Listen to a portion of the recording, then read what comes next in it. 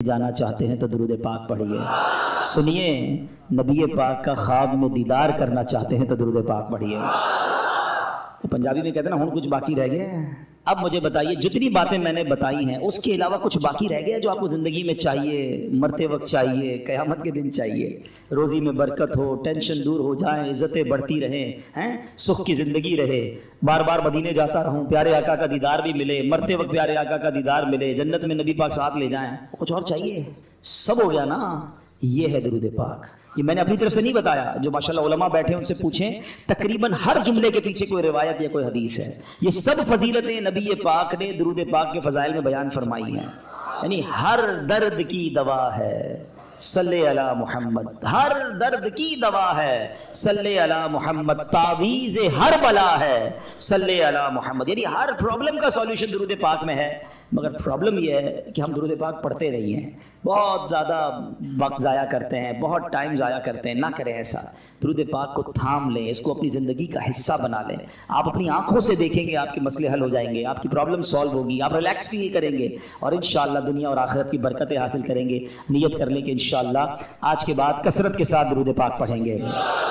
صلو علی الحبیب صلی اللہ تعالی علی محمد صلی اللہ علیہ وسلم. شعبان المعظم کی 15ویں رات, شب برات. اس کو برات پتہ ہے کیوں کہتے ہیں؟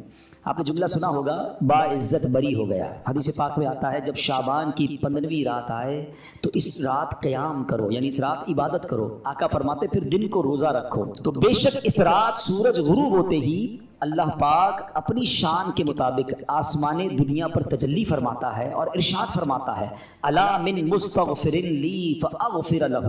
ہے کوئی مجھ سے مغفرت مانگنے والا کہ اسے معاف کر دوں؟ الا مسترزق فارزقہ. ہے کوئی رزق مانگنے والا کہ اسے رزق عطا کر دوں؟ الا مبتلا فاعافیہ. ہے کوئی پریشان حال کہ میں اس کی پریشانی دور فرماؤں؟ ہے کوئی ایسا؟ طلوع فجر تک یوں ہی اعلان ہوتا رہتا ہے. پتہ اس رات کتنے بخشے جاتے ہیں؟ حدیث پاک میں آتا ہے اللہ کریم قبیلہ بنی کلب کی بکریوں کے بالوں کی تعداد کے مطابق گناہگاروں کو جہنم سے آزاد فرماتا ہے. ہم میں سے کون ہے جو اپنے سر کے بال گن سکے؟ they are not able to count our own hair. اپنے سر کے بال نہیں گن سکتے, ایک بکری کے بال نہیں گن سکتے. قبیلہ بنی کلب کے بارے میں آتا ہے ہزاروں بکریاں پالتا تھا, وہ سب سے بڑا قبیلہ تھا جو سب سے زیادہ بکریاں پالتا تھا. اس کا مطلب کروڑ لوگ بخشے جائیں گے. مگر حدیث پاک میں چند بد نصیبوں کا ذکر ہے کہ جو نہیں بخشے جائیں گے. فرمایا شرابی نہیں بخشا جائے گا, ماں باپ کا نافرمان نہیں بخشا جائے گا, زنا کا عادی نہیں بخشا جائے گا, رشتے توڑنے والا نہیں بخشا جائے گا, تصویر بنانے والا, یہ جو اپنے ہاتھ سے تصویریں بناتے ہیں, مجسمے بناتے ہیں, نہیں بخشا جائے گا. چغل خور نہیں بخشا جائے گا. ایک اور روایت کے مطابق نجومی, یہ جو کاہن ہوتے ہیں, یہ نہیں بخشے جائیں گے. جادو ٹونا کرنے والا نہیں بخشا جائے گا. تکبر والا لباس پہننے والا نہیں بخشا جائے گا. مسلمان سے بلا اجازت شرعی بغض و کینہ رکھنے والا, دشمنی چھپانے والا, دل میں جو بغض رکھتے ہیں, وہ بھی نہیں بخشا جائے گا. ذرا غور کیجئے, کہیں ایسا نہ ہو کروڑوں بخشے جائیں اور میری کسی بری عادت کی وجہ سے میں پھنس جاؤں اور میری بخشش نہ ہو. تو اے میرے پیارے اسلامی بھائیو, اللہ بڑا کریم ہے, وہ توبہ قبول کرنے والا ہے. یہ بہت بڑے گناہ ہیں. اس سے یہ بھی اندازہ ہوتا ہے کہ جب اتنی بڑی عنایت, اتنی بڑی مغفرت ہے, یہ کتنے بڑے گناہ ہیں. تو اے میرے پیارے اسلامی بھائیو, ہمیں توبہ کرنی ہے. ہم سب نے دنیا سے جانا ہے, ہم سب نے مرنا ہے. قبرستان بھی جانا سنت ہے نا, نہیں گئے تو ابھی آپ جائیے گا. یہ قبرستان جانا بھی ہمارے لیے عبرت کا سامان ہے, اسی لیے بھیجا گیا. نبی پاک فرماتے ہیں کہ پہلے میں تمہیں منع کرتا تھا, حدیث کا خلاصہ ہے کہ پہلے میں تمہیں منع کرتا تھا قبرستان جانے سے, اب جایا کرو اور وہاں جا کے عبرت لیا کرو. قبریں جا کر دیکھے تو صحیح, کچھ تو خیال کرے کہ یہی میری 2 گز کی زمین میرا بھی ٹھکانہ ہے. اتنے بڑے گھر ہو, بڑا ہوادار گھر ہو, ویسٹ اوپن ہو, ایئر کنڈیشن ہو, نرم بستر ہو, یار لائٹ جائے تو UPS بھی ہونا چاہیے, اسٹینڈ بائی جنریٹر بھی ہونا چاہیے. ایک رات بغیر پنکھے کے جس کو نیند نہیں آتی, قبر میں سانپ اور بچھو آ گئے تو کیا بنے گا؟ قبرستان جا کر دیکھے تو صحیح. آپ کو پتہ ہے آج کلفٹن کے علاقے میں آؤ, بلڈنگ دیکھ کے اندازہ ہو جاتا ہے سارے پیسے والے رہتے ہیں, بھائی 10 کروڑ کا فلیٹ ہے. ادھر بنگلے والے رہتے ہیں, یہ بڑے علاقے والے لوگ ہیں. غریب علاقے میں جاؤ تو گھر دیکھ کر پتہ چل جاتا ہے کہ مکین غریب ہے. دنیا میں مکان دیکھ کر مکین کا اندازہ ہو جاتا ہے. قبرستان میں قبر دیکھ کر اندازہ نہیں ہوتا. ہر قبر کی الگ کہانی ہے, ہر قبر کی الگ سٹوری ہے. حدیث پاک میں فرمایا قبر دو طرح کی ہوتی ہے. دیر از نو تھرڈ کیٹیگری. ہماری دنیا میں بہت ساری کیٹیگریز ہیں. فلیٹ الگ ہوتے ہیں, بلڈنگیں الگ ہوتی ہیں, بنگلو الگ ہوتے ہیں, مکان الگ ہوتے ہیں, جھونپڑیاں الگ ہوتی ہیں, روڈ پہ سونے والے الگ ہوتے ہیں. ہمارے شاید 50-60 کیٹیگری بن جائیں گی. Middle class, upper middle class, lower middle class, elite class, VIP class, بہت ساری کلاسیں لوگ بنا رہے ہوتے ہیں. There is only 2 classes in the graveyard. سنو غور سے. قبرستان جاتے ہو نا, نبی پاک علیہ السلام فرماتے ہیں قبر دو طرح کی ہوتی ہے. تیسری کیٹیگری نبی پاک نے بیان نہیں فرمائی. کیا فرمایا؟ فرمایا یا تو جہنم کے گھڑوں میں سے ایک گھڑا ہوتی ہے, یا تو جنت کے باغوں میں سے ایک باغ ہوتی ہے. عربی میں حدیث سن لو, انما القبر روضۃ من ریاض الجنہ. کتنا پیارا جملہ ہے. ریاض الجنہ سنا نا جب مدینہ پاک میں, اس حدیث میں اس لفظ کو استعمال فرمایا, انما القبر روضۃ من ریاض الجنہ. قبر جنت کے باغوں میں سے ایک باغ ہے, یا دیر از سیکنڈ آپشن فرمایا او حفرۃ من حفر النار, یا جہنم کے گھڑوں میں سے ایک گھڑا. ایک سوال کرنا چاہتا ہوں, سچا جواب دینا, مجھے نہیں دینا, اپنے آپ کو دینا ہے. میں بھی اپنے آپ سے سوال کرتا ہوں, آپ سب بھی اپنے آپ سے سوال کریں, اور سچا ایمانداری والا جواب. آج میری موت ہو جائے, ہو تو سکتی ہے نا, آج تو بلکہ رات بھی وہی ہے جس میں لکھا جائے گا کہ اس رات کس نے جانا ہے. پتہ ہے ملک الموت کو ایک صحیفہ دے دیا جائے گا کہ اس رات اس بندے کی روح قبض کرنی ہے. مقام, time, every thing is decided.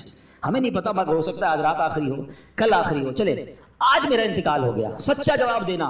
گھمانا پھرا, اللہ کی بارگاہ میں کوئی کسی کو گھما پھرا نہیں سکتا. ہم اپنے آپ کو گھما سکتے ہیں, ادھر نہیں, وہاں تو بات ساری کلیئر ہے نا, دودھ کا دودھ, پانی کا پانی. سوال یہ کہ اگر آج مر گیا, قبر میں گیا, جیسی زندگی گزاری ہے, قبر جنت کا باغ بنے گی یا دوزخ کا گھڑا بنے گی؟ اپنے آپ سے پوچھ. اگر تو دل سے جواب آ رہا ہے کہ ہاں یار نماز پابندی سے ہیں, گناہ کی عادت نہیں ہے, تلاوت قرآن بھی ہے, میری آنکھیں بھی گناہ نہیں کرتی ہیں, میں کسی کو دکھ بھی نہیں دیتا ہوں, حرام روزی بھی نہیں کماتا ہوں, بے حیائی بھی نہیں کرتا ہوں, ماں باپ بھی میرے راضی ہیں.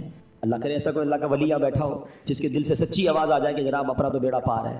باقی ہم جیسے گناہ گاروں کو تو ڈر ہی لگتا ہے کہ یار گناہ ہی زیادہ ہیں, نیکیاں اول تو کی تھوڑی ہیں, اور جو کی ہیں اس کا پتہ بھی نہیں قبول بھی ہوئی کہ نہیں, کیونکہ بہت سارے اس میں بھی پرابلم ہے.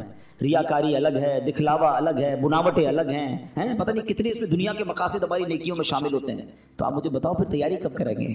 دو ہی کیٹیگریز ہیں نا, یا تو جنت کا باغ ہے یا دوزخ کا گھڑا. تو جنت کا باغ بنانے کی تیاری کب کرنی ہے ہم نے؟ ہمیں نہیں پتا اب کتنے دن رہ گئے ہیں. پچھلی شب برات میں کئی لوگ ہمارے ساتھ تھے, مگر آج وہ ہمارے ساتھ نہیں ہیں. ہو سکتا ہے اگلی شب برات مسجد میں اجتماع تو ہوگا مگر ہم نہ ہوں. باتیں کریں لوگ, یار پچھلی بار تو آیا تھا, اگر اس بار نہیں ہے, کہاں ہے؟ قبر میں ہے. کیا کریں گے قبر میں؟ قبرستان جاتے ہیں نا, ایک اور چیز دیکھا کریں. کبھی قبر میں تجوری دیکھی ہے؟ کوئی کفن میں جیب دیکھا ہو؟ نہ تجوری ہے نہ جیب ہے. جس مال کو جمع کرنے کے لیے دن رات ایک کر دیا وہ تو جانا ہی نہیں قبر میں. تو جو قبر میں جائے گا وہ کیا جائے گا, یہ سمجھنا ضروری ہے. آپ کو پتہ ہے جب میرا اور آپ کا انتقال ہوگا نا, روایتوں میں آتا ہے مرنے کے بعد رشتہ دار کہتے ہیں میت نے پیچھے کیا چھوڑا ہے. پتہ ہے فرشتے کیا کہتے ہیں؟ میت نے آگے کیا بھیجا ہے. ایکچوئل وہی ہے جو اعمال ہم آگے بھیجیں گے, مگر فکر ہی کسی کو نہیں. شب برات تو ریئلائز کر لو کہ اعمال جمع کرنے ہیں. مال ٹھیک ہے اتنا جمع کر لو جتنی دنیا گزر جائے گی, مگر یہ مال ادھر ہی رہ جائے گا. اور پھر کیسے موت اور عذاب کیسے آتا ہے, میں آپ کو ایک واقعہ سناتا ہوں. ایک شخص تھا, بادشاہ تھا, بڑا عجیب اس نے وصیت کی اپنے بیٹوں سے, میں مر جاؤں نا تو مجھے دفن نہ کرنا, مجھے ایک لوہے کا صندوق بنانا, لوہے کے میرا جو تابوت ہے وہ لوہے کا بنانا, اس تابوت کو ایک لوہے کے صندوق میں ڈال دینا اور اس کو چھت کے ساتھ لٹکا دینا, دفن نہیں کرنا. بچوں نے کہا یہ کیسی وصیت کر رہے ہیں آپ بادشاہ سلامت؟ کہتا میں یہ وصیت اس لیے کر رہا ہوں کہ میں قبر میں جاؤں ہی نا, جب قبر میں جاؤں گا نہیں تو عذاب بھی نہیں ہوگا. اس کی اپنی منطق تھی. تو مرا تو بچوں نے اسی وصیت پر عمل کیا, لوہے کا تابوت بنایا, اس کو تالا لگایا, اس کو لوہے کے صندوق میں ڈالا, اس کو بھی تالا لگایا, پھر زنجیر سے اس کو لٹکا دیا چھت کے ساتھ. تو کہتے ہیں جب یہ سب ہو گیا تو ابھی کمرہ بند کیا, رات ہوئی تو کمرے سے آوازیں آنے لگی. سب پریشان کہ تابوت بھی بند, اس پر بھی تالا, صندوق پر بھی تالا, وہ تو لٹکا ہوا پر, لیکن اوپر سے بڑی خوفناک آوازیں آ رہی. ڈرتے ڈرتے صندوق کھولا, تابوت کھولا, تو دیکھ کر حیران رہ گئے کہ اس تابوت میں اس بادشاہ کی لاش کے اوپر ایک سانپ بیٹھا ہوا ہے, اس کے چہرے کو کاٹ رہا ہے. کوئی جگہ نہیں تھی, کوئی سوراخ نہیں تھا, وہ کیسے پہنچا اندر؟ سب حیران. اب جناب بڑی مشکل سے سانپ کو نکالا, اس کو مارا, پھر صندوق کو بند کیا, پھر لٹکا دیا. جیسے تیسے کر کے رات گزر گئی. اگلی رات پھر کمرے سے آوازیں آنے لگی. پھر جا کے جب صندوق کھولا, تابوت کھولا, تو اس سے بڑا سانپ اس کی صندوق میں موجود تھا جو اس کو کاٹ رہا تھا. اللہ اکبر. پھر اس سانپ کو باہر نکالا, سانپ کو مارا, پھر تالا لگایا, پھر لٹکا دیا. اگلی رات پھر آوازیں. جب دیکھا تو پتہ چلا کہ اب تو اندر آگ بھڑک رہی ہے. اب بچوں کو سمجھ آ گئی کہ ہم کچھ بھی کر لیں یہ عذاب ہی ہے, اس سے چھٹکارا نہیں ہے. وہ بادشاہ کی لاش کو نکالا اور قبر میں دفنا دیا. اے میرے پیارے اسلامی بھائیوں، یہ سمجھنی ہے بات. ہو رہی ہے عمر بسلے برف کم، چپکے رفتہ رفتہ دم بدم. برف والے کو بیچتے ہوئے دیکھا ہے؟ برف جس کے ہاتھ میں ہو اس کو بڑی ٹینشن ہوتی ہے. ایک بزرگ کہتے ہیں میں نے زندگی کا راز ایک برف والے سے سیکھا.